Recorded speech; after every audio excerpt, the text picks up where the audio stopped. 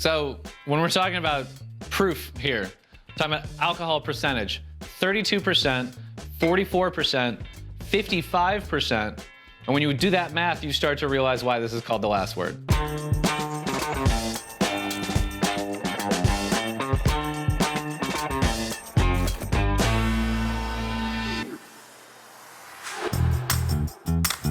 The last word is one of those drinks that blows people's minds when they have it. And all of its fame is mostly due to the fact that it is the best liquid delivery system for green chartreuse. Every European liqueur tends to tie itself to some long history that is between mostly and completely made up.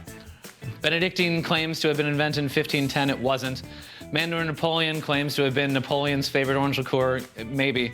The only one that is actually verifiably true is Chartreuse. So it starts with 3/4 of an ounce of fresh lime juice. It is not important that you use lime over lemon. Lemon would work, but lime works better. You need the acidity to balance the sweetness of the 2 liqueurs we're going to use.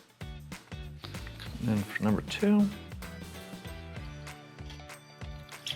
There are 2 liqueurs in the last word, which is already unusual. First is Luxardo Maraschino liqueur.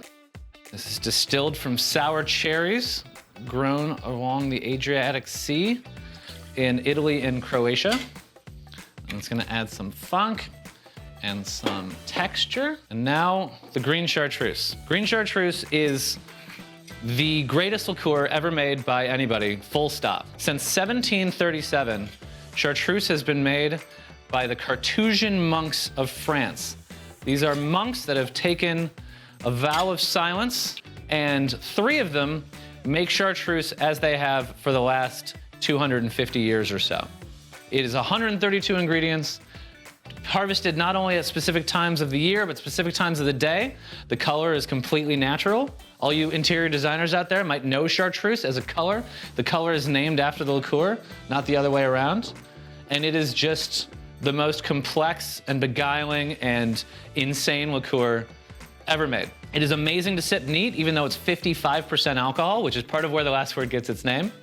But in this particular case, it is here matching with the lime juice and the Luxardo and the gin to make this cocktail. And finally, 3/4 of an ounce of gin. This cocktail is so crazy. The gin, the London Dry gin, is the least impactful ingredient here.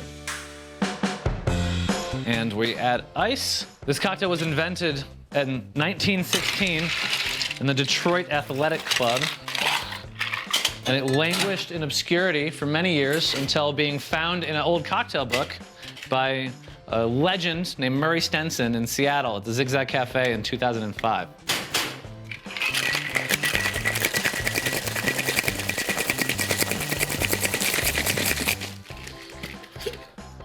This drink is served up, which is to say not on ice, so I give it a nice long shake because right now is as cold as it's ever gonna be. So I wanna make sure it gets enough of a chill on it so it doesn't get too warm while I'm savoring it. I like to double strain here to take the ice chips out. It's not important that you do that.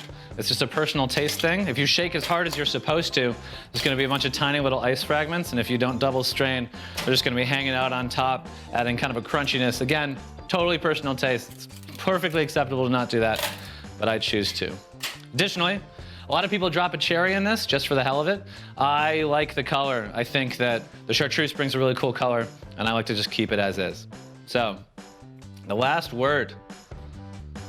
Let's see how we did.